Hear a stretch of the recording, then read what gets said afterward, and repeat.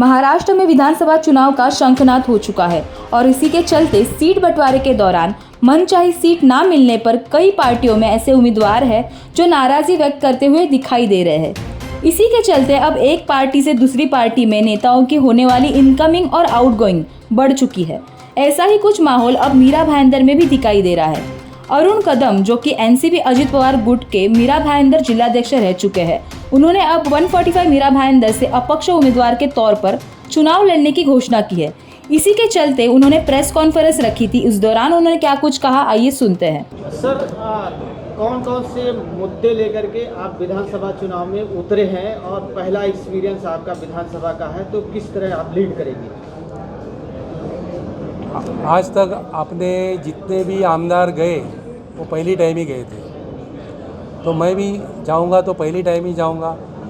दूसरी बात है, आपकी विषय है मुद्दों का।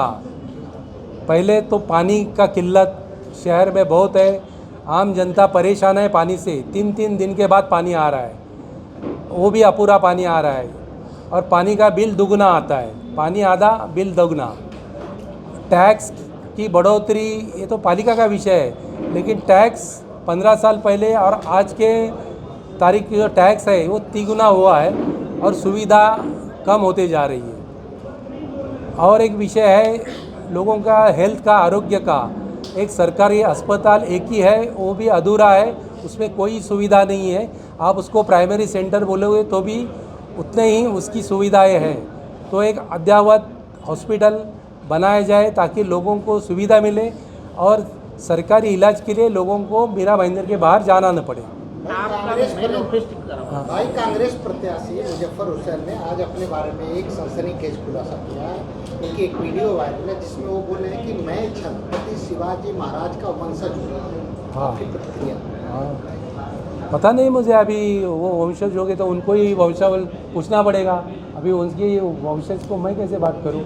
अगर वो उन्होंने बताया तो प्रूव भी वही करेंगे, उसके लिए मैं कैसे बात कर सकता हूँ? और ये कैसे हो सकता है ये भी पता नहीं मुझे। 145 के अंदर में फेरी वाले बहुत बड़ा मुद्दा बने पड़े हैं, क्या उनके लिए आप कुछ व्यवस्था करेंगे अगर आते हैं? देखो, फेरी वालों के लिए पालिका ने फेरी वाला क्षेत्र जाहिर किया है, घोषित किया हुआ है।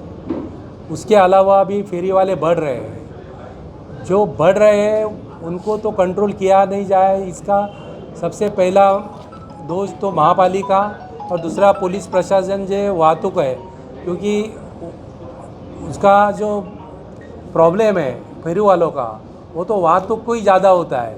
लोगों को तो सुविधा मिलती है, लोगों को वाहतूक मिलता है, लेकिन ये जटिल प्रश्न है। और जो सालों साल यहाँ पर जो फेरी वाले हैं उनका हक रख के उनके लिए सुविधाएं, उनका एक कायम स्वरूपी उनकी जगह मुकर्रर करना चाहिए और ये सवाल है वो सुलझाना चाहिए। सर, पानी का मुद्दा जो है वो बिल्डर लॉबी से कहीं ना कहीं कनेक्टेड है। बिल्डर लॉबी और राजनेता, ये दोनों एक सिक्के के दो पहलू हैं। तो आने वाले दिनों में बिल्डर लॉबी के अगेंस्ट में जाके या फिर किस तरीके से आप जो है पानी की समस्या पूरी करेंगे? आपका सवाल सही है कि अपने राजनेता और बिल्डर लॉबी की सांठगांठ है। उनके बड़े बड़े कॉम्प्लेक्स हैं, उनको पानी तुरंत मिल जाता है। दूसरी बात, आपने यहाँ पर इतने बार है, रेस्टोरेंट है और लॉज है, सबको पानी है। आप अगर वहाँ जाके चेक करो तो एक एक इसमें 10-10 कनेक्शन है, वो भी 1-1 इंच के। कोई वो सब अनऑथराइज है, फिर भी पानी उनको पूरा मिल रहा है। लेकिन आम जनता को जो टैक्स भर रही है, पानी का बिल भर रही है, उनको पानी नहीं मिल रहा है। इसके ऊपर जब पावर में आएंगे तो नक्कीच हल होगा। विधानसभा से 145 विधानसभा से आपका टारगेट और कंपटीटर कौन होगा? बोलो ना, भारतीय जनता पार्टी। सर, मैं दूसरी चीज़ें पूछ रहा हूँ। मीरा भाईंदर में ड्रग्स और इस चीज़ की नशे की समस्या जो है आए दिन बढ़ते जा रही है, इसको लेकर आप आने वाले दिनों में क्या कहेंगे और किस तरह से आप? आपका बात सही है।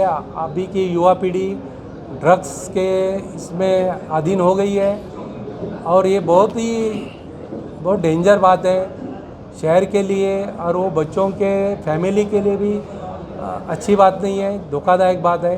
तो इसके लिए मैं अकेला कुछ नहीं है, हम सब समाज और सब संस्थाएं मिलके उसका मुकाबला करना पड़ेगा। इतनी ये जटिल समस्या है। आज प्रेस कॉन्फ्रेंस आपने ऑर्गेनाइज किया, उसका मुख्य मकसद क्या था? मुख्य मकसद है कि मैं इलेक्शन लड़ रहा हूँ, मैं लड़ूंगा और जीतूंगा।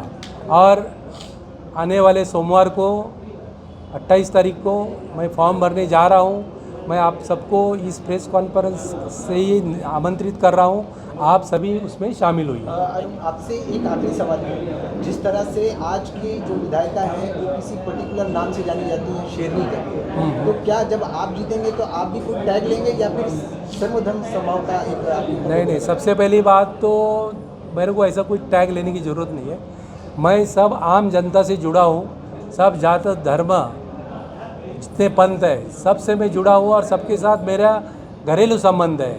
और मुझे कोई शेरनी बनना नहीं है, मेरे को आम जनता के साथ उनका भाईचारे से मुझे रहना है। जैसे कि आपने सुना, अरुण कदम ने न सिर्फ अपक्ष चुनाव लड़ने की घोषणा की है, बल्कि चुनाव जीतने पर मीरा भाईंदर की जनता को होने वाली पानी की समस्या, बिल्डर लॉबिंग, खराब सड़कों की समस्या सुलझाने का आश्वासन भी दिया है। साथ ही बीजेपी को उन्होंने अपना मुख्य प्रतिस्पर्धी कहा है। जैसे कि आप देख सकते हैं, इस बार के चुनाव में कई उम्मीदवार 145 मीरा भाईंदर से चुनाव लड़ने के लिए उत्सुक दिखाई दे रहे हैं। वहीं कई अपक्ष उम्मीदवारों ने फॉर्म तक भर चुके हैं।